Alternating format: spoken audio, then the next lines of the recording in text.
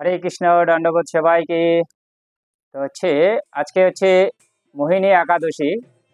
তো বৈশাখ মাসের শুক্লপক্ষের একাদশী মোহিনী একাদশী। তো আশা করি আপনারা সবাই একাদশী ব্রত পালন করছেন। তো সবাই আজকে একাদশী ব্রত পালন করুন ভালো করে। তো ঘুমের থেকে আশা করি সবাই ব্রহ্ম মুহূর্তে উঠে গেছেন, প্রাতকার্য সমর্পণ করে মঙ্গল আরতি করে ভগবানের সেবা কার্যে লেগে গেছেন। তো আজকে সবাই একাদশী ব্রত পালন করুন ভালো করে। আর একাদশীর দিনে এই একাদশী ব্রত মাহাত্ম্য কথাটা পাঠ করা এবং শ্রবণ করা খুবই গুরুত্বপূর্ণ, মাহাত্ম্য আছে। তো আজকে এই একাদশী ব্রত কথার মাহাত্ম্যটা পাঠ করছি, আপনারা শ্রবণ করুন এবং সবাইকে শ্রবণ করার জন্য আগ্রহ প্রকাশ করুন। মোহিনী একাদশী।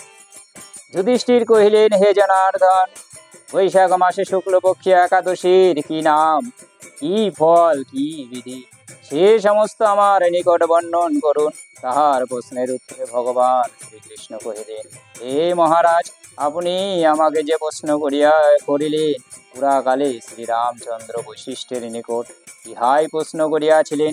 তিনি জিজ্ঞাসা করিয়াছিলেন, হে ভগবান বৈশিষ্ট্যদেব, ব্রত সমূহের মধ্যে একটি উত্তম ব্রতের কথা আমায় বলুন, যাহার দ্বারা সর্বপাপ ক্ষয় ও সর্বদুঃখ বিনষ্ট হয়। হে মহামুনি, আমি সীতা বিরহজনিত দুঃখ ভোগ করিয়া হয় বশত আপনাকে জিজ্ঞাসা করিতেছি। এই কথা শ্রবণ করিয়া বৈশিষ্ট্যদেব বলিলেন, হে রামচন্দ্র, তুমি উত্তম প্রশ্ন করিয়াছ। তোমার নাম গ্রহণেই মানব পবিত্র হইয়া থাকে, তথাপি জনহিতার্থে তোমার নিকট শ্রেষ্ঠ ও পবিত্র ব্রতের কথা বলিতেছি। বৈশাখ মাসে শুক্লপক্ষে একাদশী মোহিনী নামে প্রসিদ্ধ। এই ব্রত প্রভাবে পাতকীগণ মোহজাল হইতে বিমুক্ত হয়, ইহা সত্য করিয়া বলিতেছি। এই হেতু মানবগণের পাপ ক্ষয় কারণী ও সর্বদুঃখ বিনাশিনী এই একাদশী পালন করা কর্তব্য। তুমি একাগ্র চিত্তে উহার কথা শ্রবণ করো। নির্বিশিষ্ট চিত্তে ইহার শ্রবণ মাত্রেই সমস্ত পাপ বিনষ্ট হয়। সরস্বতী নদীর তটে ভদ্রাবতী নামে এক মঙ্গল দায়িকা পুরী আছে। চন্দ্রবংশজাত ধৃতিমান নামে এক নৃপতি তথায় রাজত্ব করিতেন। সেই পুরীতেই ধনপাল নামক সমৃদ্ধশালী ও পুণ্যকর্মা এক বৈশ্য বাস করিতেন। তিনি জনহিতের জন্য নলকূপ, উদ্যান, মঠ ও গৃহাদি নির্মাণ করিয়া দিতেন। তিনি বিষ্ণু ভক্তি পরায়ণ ও শান্ত স্বভাব সম্পূর্ণ ছিলেন। সুমনা, দ্যুতিমান ও মেধাবী, সুকৃতি ও দৃষ্ট বুদ্ধি নামে তাহার 5টি পুত্র ছিল।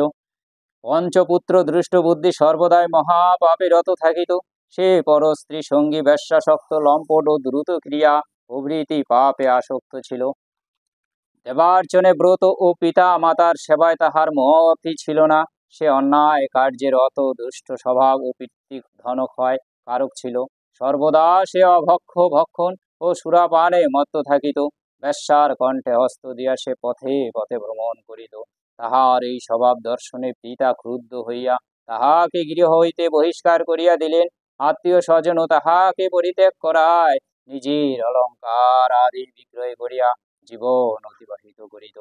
কিছুদিন পর ধনক্ষয় হওয়ায় সে বেশ্যাগণ কর্তৃক তিরস্কৃত হইয়া পরিত্যক্ত হইল। তখন ধনবস্ত্রহীন, ক্ষুদ ও পীড়িত দুষ্ট বুদ্ধি অবশেষে নিজ গ্রামে চৌর্যবিদ্যা আরম্ভ করিল। একদিন রাজপ্রহরীগণ তাহাকে বন্দী করিলেও তাহার পিতৃগৌরবে তাহাকে মুক্ত করিয়া দিলেন। এইভাবে কয়েকবার ধৃত ও মুক্ত হইয়াও যখন সে চৌর্যবিদ্যা পরিত্যাগ করিল না, তখন রাজা তাহাকে কারাগারে আবদ্ধ করিয়া রাখিলেন। বিচারে সে কষাঘাত দণ্ডভোগ করিল। কারাভোগের পর অন্নোপায় হইয়া বনে প্রবেশপূর্বক পশু পক্ষী বধ করিয়া তাহাদের মাংস উদর পূরণ করিতে লাগিল। এই রূপে দুষ্ট বুদ্ধি সেই পাপ ও জীবন দুঃখে অতিবাহিত করিতে লাগিল। দুষ্কর্মে কখনোই সুখ লাভ হইতে পারে না, সুতরাং সে দিবানিশি দুঃখ শোকে জর্জরিত হইতে লাগিল। এইভাবে বহুদিন গত হইলে কোন পুণ্য ফলে এক সময়ে কৌটিন্য ঋষির আশ্রমের নিকট উপস্থিত হইল। বৈশাখ মাসে ঋষিবর গঙ্গা স্নান করিয়া আশ্রমের দিকে প্রত্যাবর্তন করিতেছিলেন। ঘটনাক্রমে শোকাকুল দৃষ্ট বুদ্ধি তাহার সম্মুখে উপস্থিত হইলে ঋষির বস্ত্র হইতে এক বিন্দু জল তাহার গাত্রে পতিত হইল। সেই জল স্পর্শে দৃষ্ট বুদ্ধির সহসা শুভ বুদ্ধির উদয় হইল। তখন সে ঋষির সম্মুখে পিতাঞ্জলি পুটে প্রার্থনা করিল, হে দ্বিজ শ্রেষ্ঠ, যে পুণ্য প্রভাবে আমি এই ভীষণ দুঃখ যন্ত্রণার হস্ত হইতে মুক্ত লাভ করিতে পারি, তাহা কৃপাপূর্বক বর্ণন করুন। ঋষিবর বলিলেন, বৈশাখ মাসের কি শুক্লপক্ষের মোহিনী নামক যে প্রসিদ্ধা একাদশী আছে, তুমি সেই ব্রত পালন করো। এই ব্রতের ফলে মহামানবগণের বহু জন্মার্জিত মরু তুল্য পাপ ও রাশি ক্ষয় হইয়া থাকে। মুনিবর বশিষ্ঠ বলিলেন, কৌটিন্য ঋষির বাক্য শ্রবণ করিয়া প্রসন্ন চিত্ত দৃষ্ট বুদ্ধি সেই ব্রত পালন করিল। হে নৃপশ্রেষ্ঠ রামচন্দ্র, এই ব্রত পালনে সে নিষ্পাপ হইল। সে দিব্য দেহ ধারণ পূর্বক গরুর পৃষ্ঠে আহরণ করিয়া সর্ব উপদ্রব রহিত বৈকুণ্ঠ ধামে গমন করিল। ত্রিলোকে মোহিনী ব্রত অপেক্ষা শ্রেষ্ঠ ব্রত নাই। যজ্ঞাদি তীর্থ স্নান দান এই ব্রতের ষোড়শাংশের একাংশ তুল্য নহে। এই ব্রত কথার পঠন শ্রবণ হইতে ঘোর সহস্র দানের ফল লাভ হইয়া থাকে। পূর্ব পুরাণে এই ব্রত মাহাত্ম্য কথিত হইয়াছে। হরে কৃষ্ণ।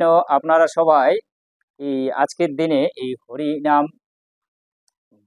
হরিবাসর ব্রত কথার এই মোহিনী একাদশী ব্রত মাহাত্ম্য কথাটা শ্রবণ করবেন। আর যদি বইটি থাকে, কিতাবটি আপনার কাছে, গ্রন্থটি থাকে, তো পাঠ করে নেবেন। আর আজকে বেশি বেশি আপনারা ভগবত পাঠ করবেন, গীতা পাঠ করবেন এবং বেশি বেশি হরিনাম করবেন।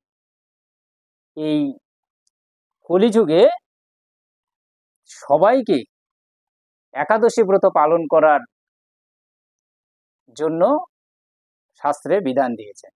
সবাইকে একাদশী ব্রত পালন করতে হবে। তো আপনারা সবাই একাদশী ব্রত পালন করুন এবং আপনাদের আত্মীয় স্বজন বন্ধু বান্ধব সবাইকে একাদশী ব্রত পালন করার জন্য আগ্রহ করুন। সবাই যেন একাদশী ব্রত পালন করে। হরে কৃষ্ণ। সবাই ভালো থাকবেন। ধন্যবাদ। হরে কৃষ্ণ। রাধে রাধে।